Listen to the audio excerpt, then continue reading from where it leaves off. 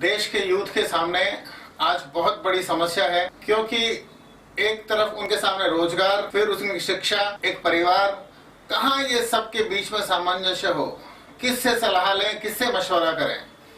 उसी के लिए आपके सामने हाजिर है यूनिवर्सल अंकल। आपको बहुत अच्छे से हर शब्द के बारे में, हर सब्जेक्ट के बारे में पूरी गाइडेंस मिलेगी। आप इसके अंदर कमेंट बॉक्स में अपने कोई भी समस्या जो परिवार, कैरियर, शिक्षा या किसी से भी संबंधित हो वो आप जरूर लिख कर भेजें। साथ ही आज जो ये एपिसोड है उसी के अंदर हम आपको आपके कैरियर और आपके रोजगार के संबंध में बात करेंगे। मेरे युवा साथियों, अब आपको एक नए रोजगार के बारे में बताता हूँ।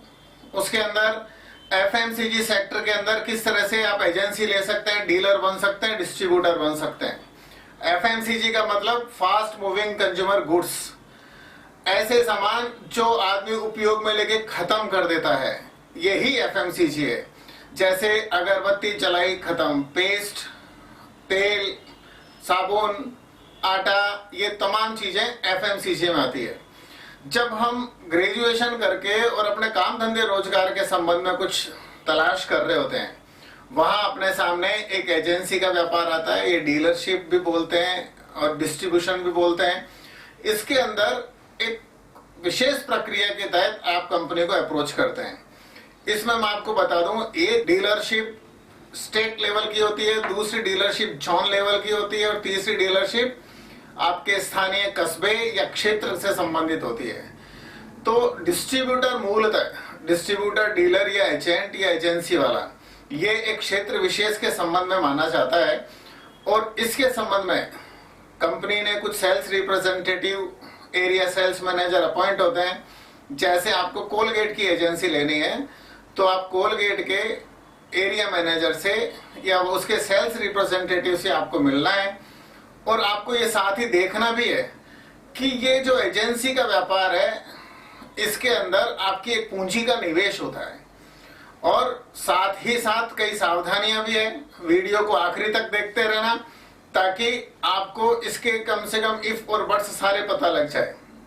जैसे ही आप इसके सेल्स रिप्रेजेंटेटिव से मिलते हैं, सेल्स एग्जीक्यूटिव से मिलते हैं, तो आप उसको उस कस्बे के संबंध में बात करते हैं कि भाई मुझे फला कस्बे की कोलगेट की एजेंसी चाहिए, मुझे फला कस्बे के अंदर ITC की एजेंसी चाहिए, फला कस्बे में पार्ले की एजेंसी चाहिए। जिससे भी आप बात कर रहे हैं, और वो एरिया मैनेजर या वो रिप्रेजेंटेटिव ये चेक करता है कि उस कस्बे में उसकी एजेंसी अगर मौजूद है तो कैसी है। अगर मौजूद नहीं होगी तो तुरंत आपको एजेंसी के संबंध में फार्म भरवा के आपके इन्वेस्टमेंट के संबंध में बात करके और आपको फाइनल कर सकता है। लेकिन अगर पहले से वहां मौजूद है कोई एजेंसी, तो फिर उसको ये देखना है कि डिस्ट्रीब्यूटर या पहले से मौजूद डीलर किस अप्रोच के अंदर काम कर रहा है और कैसे काम कर रहा है। और आखिरकार यदि आपको वो डिस्ट्रीब्यूशनशिप मिल जाती है तो आपको उसके अंदर 3 से लेकर 10% तक के अलग अलग कंपनियों में मार्जिन रहते हैं। यानी कि यदि आपने 1 लाख रुपए लगाए हैं तो महीने के आखिरी में या जब वो 1 लाख रुपए का माल बेच लोगे तो आपके वो 1 लाख 10,000 हो जाएंगे। अगर वो पूरी के पूरा माल जो आपने 1 लाख रुपए में लिया एक ही हफ्ते में बेच लेते हैं, तो आप ये गौर से देखो कि एक हफ्ते में बेचने पे आपके 1 लाख के 1,10 हो गए। तो उस 1,10 से जो आप माल लेके आएंगे तो अगले जो रोटेशन उस माल का होगा उसके अंदर आपको 11,000 का मार्जिन होगा।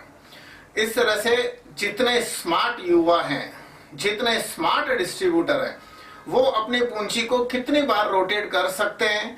माल कंपनी से लिया, माल बेचा, पैसे की आपको रिकवरी मिली, और इस तरह से आप उस पूंजी का 5% यदि कंपनी देती है तो महीने के अंदर आप 20% भी कमा सकते हैं।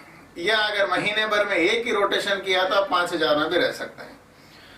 अब ये जो एजेंसी का व्यापार है, इसके अंदर आपको कोई सावधानियां भी बरतनी होती है।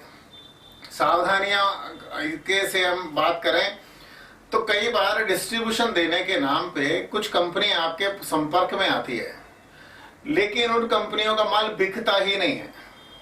मतलब आपने 1 लाख रुपए, 2 लाख रुपए, 5 लाख रुपए का माल खरीद तो लिया कंपनी से, लेकिन बाजार में जाएंगे तो रिटेलर लेने के लिए तैयार नहीं होंगे कि भाई ये अमुक कंपनी का माल नहीं बिकता है। ऐसे में आपकी वो सारी पूंजी फंस सकती है, क्योंकि कई बार कंपनी माल को वापस नहीं लेती। ध्यान रखना, एग्रीमेंट पर विश्वास हम लोग नहीं कर सकते। एग्रीमेंट में लिखी हुई कई चीजें कई बार झूठी साबित हो जाती है और एग्रीमेंट को लेके हम कोर्ट में भले ही चले जाएं, लेकिन हमारी पूंजी जो अटक गई, साथ में कोर्ट के खर्चे और साथ में लग जाते हैं। इसलिए पूरी सावधानी रखें डिस्ट्रीब्यूशनशिप लेने के लिए।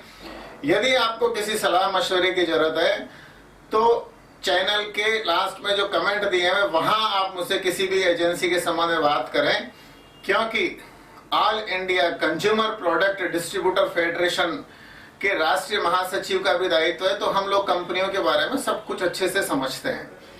तो आपको सावधानी क्या रखनी है कि एक तो उस कंपनी का काम ना लें जहां आपको इन्वेस्टमेंट फंसने की उम्मीद हो।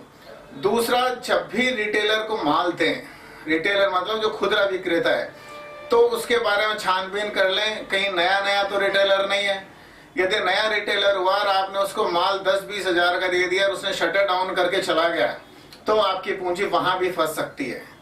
तो पूंजी फंसाने का एक तो जगह हुई कंपनी, एक हुई रिटेलर, और साथ में ही आपके ये छोटी छोटी सावधानियां यदि आप बरतते हैं तो एजेंसी का व्यापार बहुत अच्छा है। कई लोग करोड़पति हो चुके हैं। आपके पास अच्छी कंपनियां हैं और उसका आप डिस्ट्रीब्यूशन प्रॉपर कर पाए। एजेंसी लेने के संबंध में आपको 3 चीजें ध्यान रखनी, 3 जगह अप्रोच करना है। चाहे कंपनी की वेबसाइट पर जाएं, सेल्स रिप्रेजेंटेटिव एरिया मैनेजर का नंबर लें, उसको फोन करें। अगर एक कंपनी से आपको एजेंसी नहीं मिल पा रही है तो दूसरी कंपनी को ध्यान रखें। जब भी आप एजेंसी व्यापार में आना चाहें तो आप इस संबंध में अच्छे से सोच सकते हैं।